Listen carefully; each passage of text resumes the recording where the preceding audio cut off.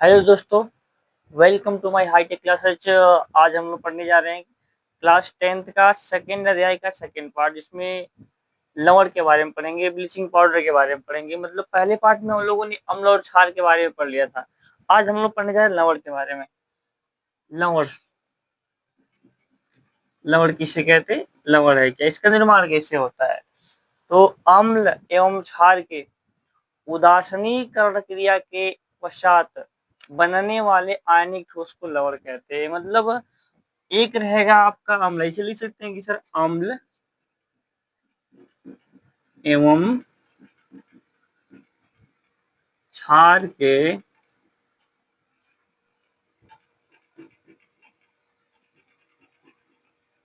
उदासीनीकरण अभिक्रिया के पश्चात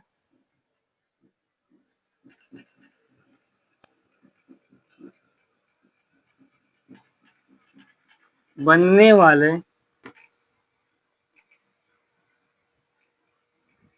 आयनिक ठोस को लवण कहते हैं। को लवण कहते हैं। देखिए, एक रहेगा अम्ल, जैसे अभी एग्जांपल में देखें, जैसे बोले कि अम्ल रहेगा और क्षार रहेगा। जब इन दोनों को मिलाएंगे तो क्या बनेगा? लवण का निर्माण होगा और जल भी बनेगा, जल। ये तो अम्ल एवं क्षार के उदासीनीकरण अभिक्रिया के पश्चात बनने वाले पदार्थ को लवण कहते हैं। जो आयनिक ठोस होता है उसे क्या कहते हैं? लवण कहते हैं। उदासीनीकरण अभिक्रिया की से एक बात होगी, सर ये वाली कैसी अभिक्रिया है?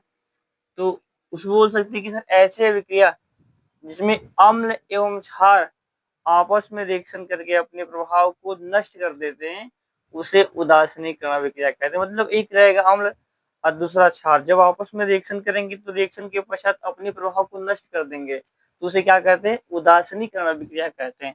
अभी जैसे अम्ल हम लोग लेते हैं ना, अम्ल हम लोग लेते हैं HCl। देखिए, अम्ल ले लिए और क्षार हम सोडियम हाइड्रोक्साइड को लेते हैं। तो एक क्षार हो गया, एक अम्ल हो गया। ये आपस में क्रिया करेगा तो जल तो बाहर निकल जाएगा, जल। और क्या बचेगा? आपका Na बचा और HCl बचा। तो NaCl सोडियम क्लोराइड, ये क्या बन गया? आपका लवण बन गया। ये आपका लवण हो गया। ये क्या हुआ? जल, सोडियम, वो जल हो गया। ये आपका सोडियम हाइड्रोक्साइड, ये क्या हो गया? क्षार हो गया।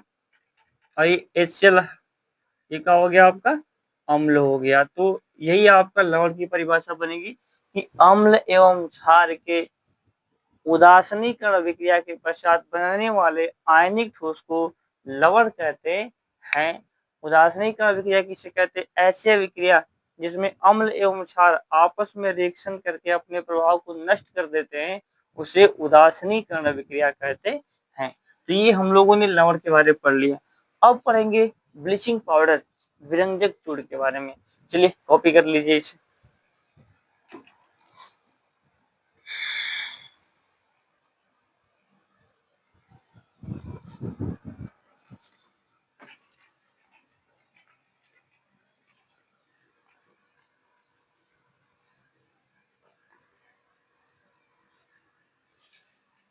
तो देखिए, ब्लीचिंग पाउडर किसे कहते हैं?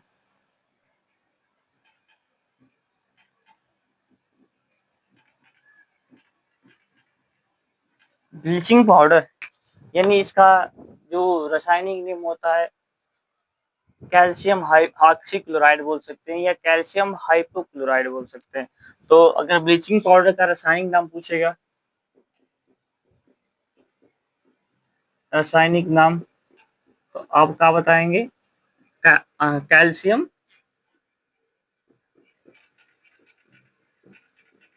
ऑक्सी क्लोराइड, ऑक्सी क्लोराइड या कैल्शियम हाइपोक्लोराइड बोल सकते हैं।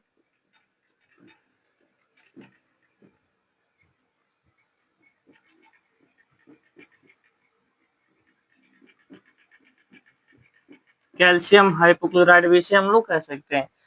इसका जो सूत्र होता है, ब्लीचिंग पाउडर का जो सूत्र होता है, वो देखिए सूत्र कैसे लिखते हैं। इसका सूत्र क्या होता है?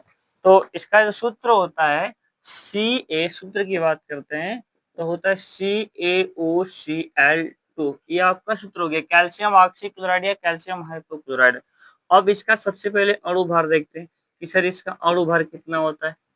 तो अणु भार होता है 127 ग्राम प्रति मोल। अब 127 127 आया तो आया कैसे, तो इसको निकालना सीखते हैं सबसे पहले अणु भार। जैसे आपका कैल्शियम ऑक्सीक्लोराइड है ना CaOCl2, ये कैल्शियम ऑक्सीक्लोराइड है ना।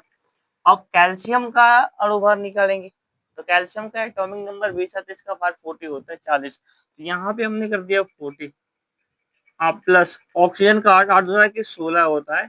आप प्लस इसका होता है ना 35.5 35.5 इंटू 2, तो 40 आप प्लस 16 आप प्लस 71, इनको ऐड करेंगे तो आएगा 127। ये आपका कैल्शियम हाइपो क्लोराइड का अणु भार हो गया। तो ब्लीचिंग पाउडर का अगर अणु भार पूछेगा कि ब्लीचिंग पाउडर का अणु भार क्या होता है, तो 127 ग्राम प्रति मोल। सूत्र क्या होता है, तो CaOCl2।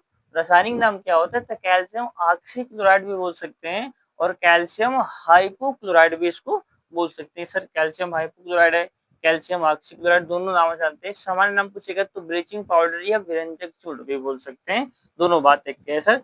इसको हम लोग ने विरंजक चूर्ण बोल सकते हैं।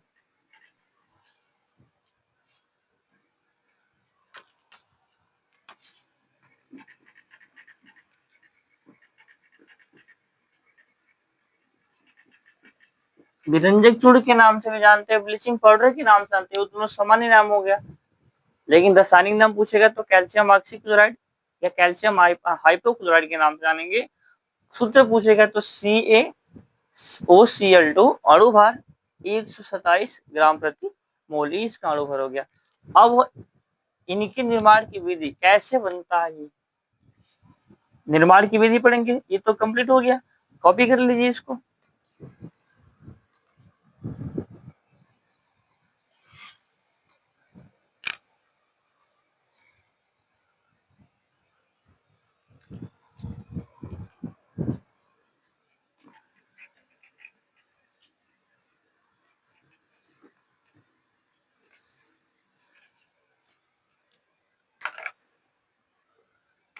चलिए निर्माण की विधि पढ़ते हैं कि इनकी निर्माण की विधि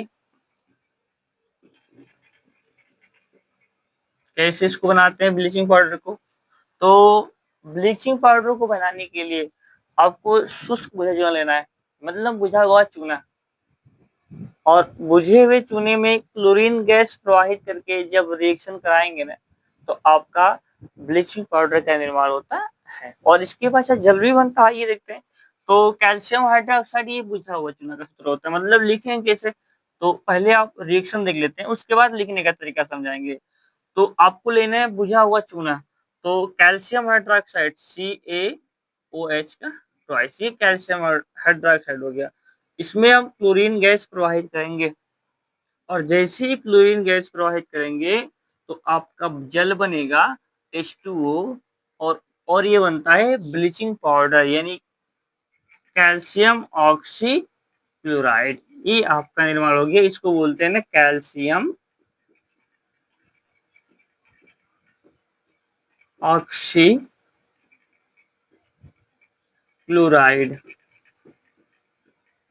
तो इनको हिंदी में कैसे लिखेंगे कि मतलब निर्माण की विधि में, तो लिखेंगे जब शुष्क बुझे हुए चूने में क्लोरीन गैस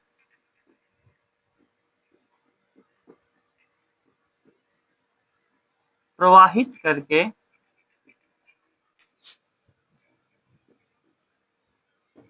क्रिया कराने पर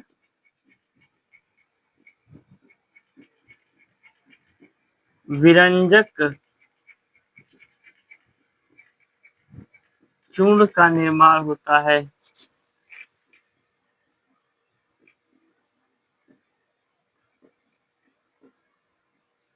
ये आपका हिंदी हो गया।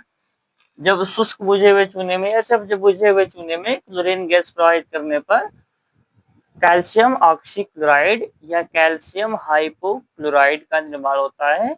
इस क्रिया के तत्पश्चात जल भी निकलता है, यानी हाइड्रोजन ऑक्साइड भी क्या होता है, निकलता है। तो ये आपका निर्माण की विधि होगी। इनको बैलेंस करें तो बैलेंस पहले से ही होगा, कैल्शियम एक है तो कैल्शियम एक है, ऑक्सीजन दो है, यहाँ पे एक और एक दो है, और हाइड्रोजन की बात, हाइड्रोजन दो है तो यहाँ पे भी दो है, क्लोरीन गैस दो है तो यहाँ पे दो है, तो ये पहले से बैलेंस है।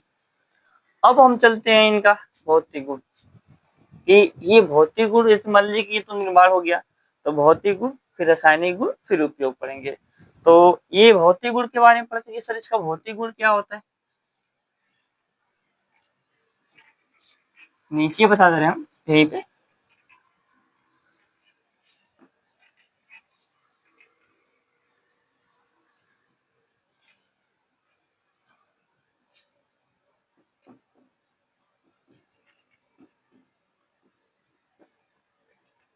देखिए इसका भौतिक गुण के बारे में, तो यह क्या होता है, हल्के पीले रंग का चूर्ण होता है, मतलब इसका कलर की बात किया ना, तो इसका कलर कैसा होता है, हल्का पीला रंग का होता है, और महीन चूर्ण होता है, मतलब एक प्रकार का समझे ना कि मिट्टी की तरह बुरादा टाइप का होता है, मतलब लिक्विड रूप में ये नहीं पाया जाता है, ब्लीचिंग पाउडर।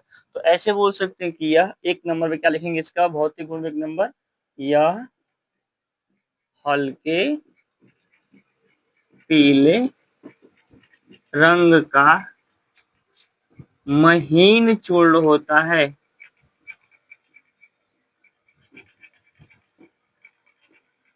एक नंबर हो गया, यह हल्के पीले रंग का महीन चूर्ण होता है। दूसरा, यह जल में पूरी तरीके से नहीं घुलता है, यह जल में अल्प विलय, मतलब थोड़ी सी मात्रा घुलती है।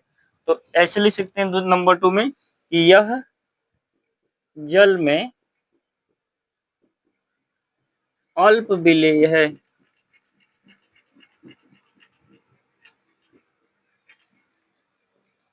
ये जल में क्या अल्प विलय है, और जैसे ये तीन नंबर ही, जैसे यह जल में घुलेगा तो व्हाइट सफेद रंग का, मतलब कलर उसको बना देता है। तो ऐसे लिख सकते हैं कि यह जल में दुधिया रंग बनाता है, आप लिख सकते हैं यह जल में दुधिया रंग का होता है, रंग का हो जाता है, फिर पानी को ये क्लीन कर देता है। नंबर 4 लिखेंगे, इसमें क्लोरीन की गंध पाई जाती है, मतलब अगर इसको स्मेल करेंगे ना तो क्लोरीन जो गैस होता है उसकी गंध टाइप का मिलता है। तो नंबर 4 में इसमें क्लोरीन की गंध पाई जाती है।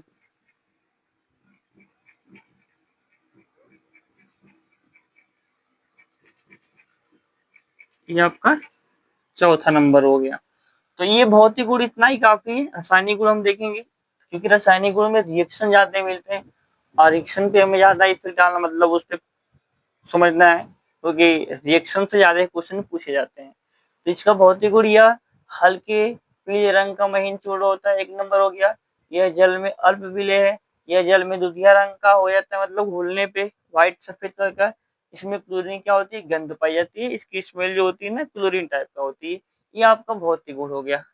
अब पढ़ेंगे रासायनिक गुण के बारे में, सर ये रासायनिक गुण क्या होता है, इसका रासायनिक गुण क्या होता है। चलिए कॉपी कर लीजिए, उसके बाद रासायनिक गुण के बारे में पढ़ते हैं।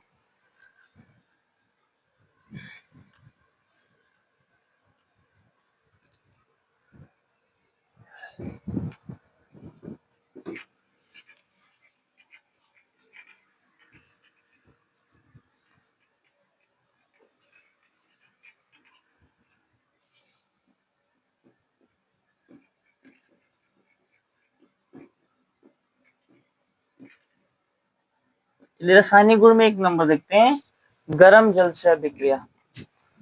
अब कैल्शियम ऑक्सीक्लोराइड को गर्म जल से अभिक्रिया कराते हैं तो क्या होता है, तो जब हम कैल्शियम ऑक्सीक्लोराइड यानी विरंजक चूर्ण को गर्म जल से अभिक्रिया कराएंगे तो उसमें से जो क्लोरीन गैस हो सबसे पहले क्या होती है, मुक्त हो जाती है। अब जैसे बोला है एकदम सेम टू सेम उसका रिएक्शन वैसे ही होगा, बस आपको उसका अणुभार मालूम होना चाहिए, सूत्र मालूम, उसका सूत्र मालूम होना चाहिए, तो आप रिएक्शन को लिख सकते हैं। तो पहला होगा गर्म जल से अभिक्रिया, और देखिए कैसे लिख के दिखा रहा हूँ आपको, जल से अभिक्रिया। रासायनिक गुण में 1 नंबर देखते हैं।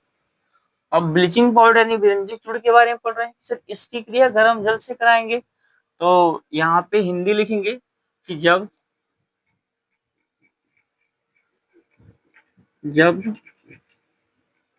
विरंजक चूर्ण की क्रिया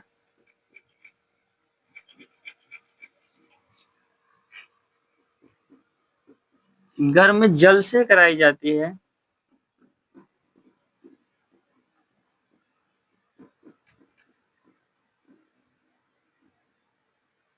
तो क्लोरीन गैस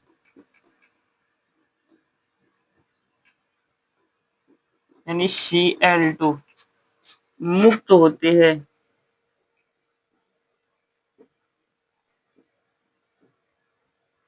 जैसे देखिए विरंजक चूर्ण क्रिया कराइए रिएक्शन, जैसे एग्जांपल में आपको दिखा रहा हूँ, कैल्शियम ऑक्सीक्लोराइड, ये विरंजक चूर्ण हो गया। इनकी क्रिया किससे करना बाबू? जल। जल कैसा होना चाहिए? हीट होना चाहिए, गर्म होना चाहिए। तो ये हीटिंग का संकेत देता है, टेम्परेचर को रखता है।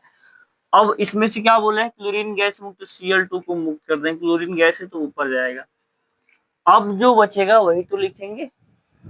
उसमें से तो क्लोरीन गैस मुक्त हो गई, हमने उसको टेम्परेचर दिया, ब्लीचिंग पाउडर को लेकर के गर्म जल में उसको मिलाया, मिला करके रिएक्शन कराया, तो सबसे पहले क्या हो गई? क्लोरीन गैस मुक्त हो गई। अब देखिए क्या बचा, तो आपका Ca बचा, तो Ca लिख दी। अब 2 ठे हाइड्रोजन बचा और 2 ठे ऑक्सीजन बचा, तो ऐसे OH का ट्वाइस यानी कैल्शियम डाइहाइड्रोक्साइड, बुझा हुआ चूना बच गया आपका, कैल्शियम हाइड्रोक्साइड। ये आपका रिएक्शन कंप्लीट हो गया। रासायनिक गुण में 1 नंबर, गर्म जल से अभिक्रिया। जब ब्लीचिंग पाउडर को गर्म जल से अभिक्रिया कराते हैं तो उसमें से सबसे पहले क्लोरीन गैस मुक्त होती है तथा अभिक्रिया के पश्चात कैल्शियम हाइड्रोक्साइड यानी बुझा हुआ चूना का निर्माण होता है। ये 1 नंबर हो गया रासायनिक गुण में। अब नंबर 2 के बारे में पढ़ते हैं। नंबर 2, 1 नंबर तो हो गया। नंबर 2 ऊष्मा का प्रभाव, ऊपर ही पढ़ लेते हैं। चलिए देखिए, शुक्लिन करता हूँ, उतार लीजिए, कॉपी कर लीजिए।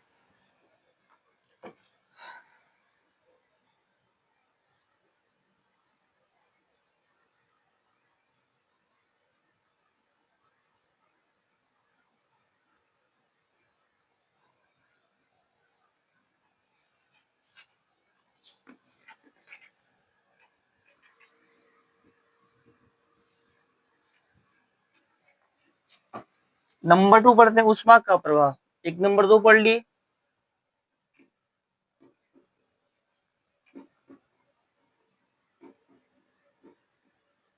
ऊष्मा का प्रभाव। अब ऊष्मा का प्रभाव क्या है? जब हम ब्लीचिंग पाउडर को ऊष्मा देंगे, टेम्परेचर देंगे, तो इसमें से सबसे पहले ऑक्सीजन गैस मुक्त हो जाएगी। अब गर्म जल से कराएंगे तो क्लोरीन गैस मुक्त होगी, और जैसे इसको टेम्परेचर देंगे ना ब्लीचिंग पाउडर को यानी विरंजक चूर्ण को, जब ऊष्मा देते हैं तो ऊष्मा से अपघटित होकर के सबसे पहले ऑक्सीजन गैस मुक्त हो जाती है। तो चलिए देखते हैं, यहाँ लिखेंगे जब विरंजक चूर्ण को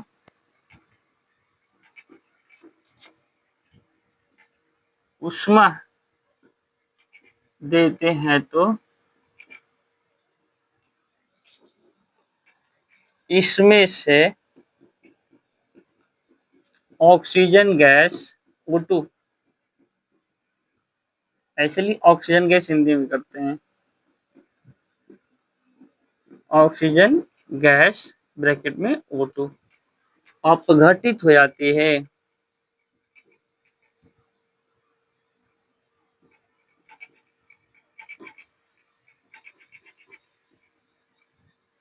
देखिए अपघटित का मतलब वो बढ़ जाती है, अलग हो जाती है। तो आपका ये जैसे जहाँ रिएक्शन देखेंगे तो हिंदी रिएक्शन क्या है, तो हिंदी चूर्ण क्या है? Calcium oxychloride. जब इनको हम टेम्परेचर देंगे ऊष्मा, तो इसमें से क्या होगी? ऑक्सीजन गैस क्या होगी? अलग हो जाएगी। तो ऑक्सीजन गैस O2 गैस है तो ऊपर चली गई। अब क्या बचा? देखिए ऑक्सीजन गैस तो निकल गई, आपका कैल्शियम बचा, क्लोरीन बचा, तो ई बनेगा CaCl2, calcium chloride. Calcium chloride का निर्माण हो गया कब? जब हमने कैल्शियम हाइपोक्लोराइड को टेम्परेचर दिया तो ऑक्सीजन गैस मुक्त हो गई, कैल्शियम क्लोराइड बचा, मतलब ऑक्सीजन गैस बाहर निकल गई, तो Ca बचा, Cl2 बचा, तो CaCl से क्या बनेगा आपका, इसका 2 होता है, इसका 1 होता है, क्रॉस करेंगे तो क्या होगा, Ca1Cl2 1 नहीं लिखा जाता है, तो कैल्शियम क्लोराइड का निर्माण हो गया। अब इनको बैलेंस कर लेंगे, कैल्शियम इधर एक है, इधर एक है, क्लोरीन 2 है, इधर 2 है, ऑक्सीजन एक यहाँ पे 2 है, तो आप यहाँ से 2 से गुणा कर देंगे तो ये भी 2 हो जाएगा, 2 हो गया, 2 2 रंगे 4, ये बैलेंस हो गया आपका। एरो चिन्ह लगा देंगे, कभी भी रिएक्शन में एरो चिन्ह ही लगाते, इक्वल का सही नहीं लगाया जाता है, जब भी लगाइएगा आप एरो चिन्ह का यूज कीजिएगा। तो ये हो गया नंबर 2 में, रासायनिक गुण में नंबर 2 ऊष्मा का प्रभाव। अब पढ़ते हैं नंबर 3, चलिए उतार लीजिए।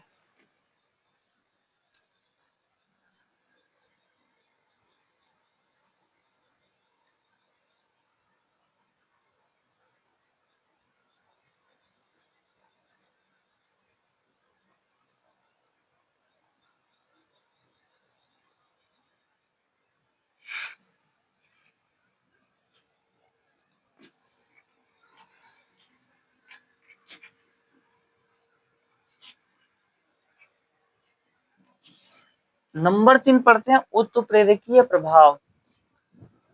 उत्प्रेरकीय प्रभाव मतलब उत्प्रेरक किसे कहते हैं, तो उत्प्रेरक का मतलब ही होता है कि सर उस अभिक्रिया में तीव्रता ला दे, मतलब वो क्रिया अगर स्लो मोशन में हो रही है तो उसको जल्दी क्या कर दे, संपन्न कर दे।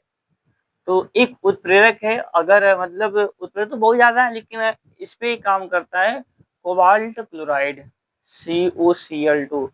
अगर विरंजक चूड़ को कोबाल्ट क्लोराइड उत्प्रेरक की उपस्थिति में विक्रिया कराएंगे तो इसमें से ऑक्सीजन गैस बहुत जल्दी मुक्त होती है, मतलब वो बहुत तीव्र गति से मुक्त हो जाती है। तो रासायनिक गुण में 3 नंबर ले सकते हैं बाबू, उत्प्रेरकीय प्रभाव। इसको कैसे लिखेंगे, रिएक्शन के माध्यम से ले सकते हैं। जब विरंजक चूड़ को उत्प्रेरक कोबाल्ट क्लोराइड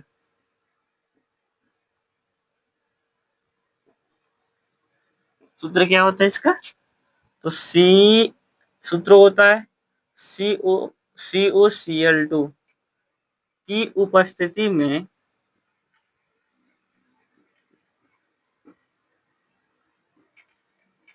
क्रिया कराने पर ऑक्सीजन गैस मुक्त होती है। जैसे एग्जांपल देखते हैं, मतलब उसका रिएक्शन देखते हैं। ये आपका हो गया CaOCl2 कैल्शियम ऑक्सीक्लोराइड। उत्प्रेरक को हमेशा एरो चिन्ह के ऊपर लिखा जाता है, जिसका एरो चिन्ह है ना ये वाला, इसके ऊपर लिख सकते हैं, लिखते हैं लिख नहीं सकते हैं, तो COCl2। अब जैसे ही क्रिया करेगा तो क्या होगा, ऑक्सीजन गैस मुक्त हो जाएगी, ऑक्सीजन गैस तो बाहर निकल गई, क्या बचा, तो Ca बचा, Cl2 बदल यहाँ पे लिखेंगे CaCl2। ये आपका रिएक्शन का हो गया, कंप्लीट हो गया। अभी इनको बैलेंस कीजिएगा, तो बैलेंस करेंगे तो कैल्शियम एक है तो कैल्शियम है, क्लोरीन 2 तो ऑक्सीजन यहाँ पे 2 है, तो यहाँ पे 2 से गुणा कर देंगे तो ये भी क्या हो जाएगा, 2 से गुणा हो जाएगा, मल्टीप्लाई कंप्लीट हो गया। तो ये हम लोगों ने रासायनिक गुण 3 नंबर पढ़ लिया। अब 3 काफी है, मतलब इसको अच्छे से समझ जाइएगा, बहुत काम करता है। ब्लीचिंग पाउडर यानी विरंजक चूड़ बोर्ड की एग्जाम में कई बार पूछा है, पूछता भी है। तो लिखने का तरीका, सबसे पहले आपको उसका नाम हेडिंग ब्लैक पेन से करना है, उसके बाद उसका सामान्य नाम लिखना है, रासायनिक नाम लिखना है, उसके बाद उसका सूत्र लिखना है, अणुभार लिखना है, निर्माण की विधि, भौतिक गुण, फिर रासायनिक गुण, और लास्ट में आपको उपयोग लिख देना है, तब जाके आपका पूरा का पूरा नंबर मिलेगा और ये पूरे की लिखने की प्रक्रिया संपन्न हो जाएगी। तो ये आपका रासायनिक गुण हो गया। अब पढ़ेंगे इसका उपयोग, चलिए इसका उपयोग पढ़ते हैं।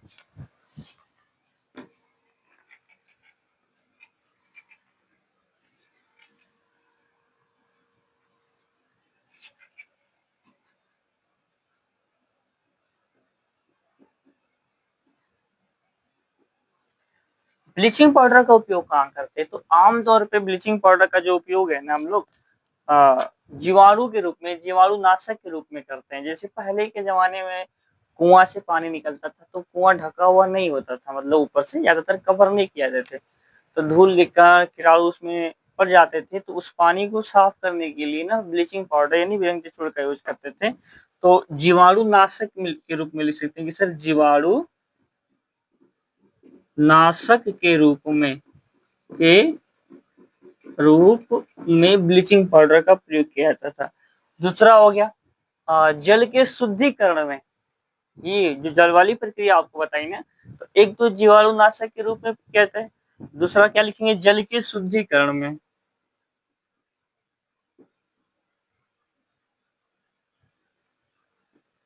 शुद्धिकरण के रूप में इनका हम प्रयोग बता रहे हैं। ब्लीचिंग पाउडर का उपयोग कहाँ कहाँ करते हैं? जल के शुद्धिकरण हो गया। अब तीसरा ऑक्सीकारक के रूप में भी इसका प्रयोग किया जाता है। ऑक्सीकारक, ऑक्सीजन वाला, तो यहाँ पे बोल सकते हैं सर कि ऑक्सीकारक के रूप में। नंबर 3 में ऑक्सीकारक के रूप में इसका उपयोग किया जाता है। चौथी की बात करें तो चीनी को शुद्ध करने में, मतलब चीनी को सफेद करने में, जो चीनी बनता है ना, तो चीनी अक्सर मतलब जहाँ बनता है मठ मैला टाइप का होता है, तो अगर इसको उसमें इसको डालते हैं ना तो उसकी चमक बढ़ जाती है। तो चीनी को सफेद करने में कर सकते हैं, सफेदी करने में, चीनी को सफेद करने में। और चौथा पांचवा लिख सकते हैं ना सर, ऊन जो होता है ना, ऊन कुछ समय तक रखने पर सिकुड़ जाता है, तो ऊन की जो सिकुड़न होती है उसको बचाने के लिए इनका यूज करते हैं। तो यहाँ पे लिख सकते हैं ऊन की सिकुड़न बचाने के लिए, ये इनका उपयोग है। ब्लीचिंग पाउडर का इतना उपयोग हो गया। अब हम लोग पढ़ते हैं इसका पार्ट 3 बहुत बेहतरीन तरीके से, जिसमें प्लास्टर ऑफ पेरिस, मतलब तरह तरह के कास्टिक सोडा जो कुछ भी बचा है, तो उसको ध्यान से बेहतरीन तरीके से पार्ट 3 में पढ़ते हैं। थोड़ा थोड़ा ही पढ़ेंगे कि आपको समझने में कोई दिक्कत नहीं होगी। जो भी दिक्कत होगी आप कमेंट में जरूर बताइएगा, जो भी समस्या होगी, जो भी प्रॉब्लम होगी, और जिस भी टॉपिक पे आपको वीडियो चाहिए वो कमेंट में बता दीजिएगा। आपको पूरी वीडियो बना करके यूट्यूब पे अपलोड करती जाएगी। चलिए आज के लिए इतना ही बस।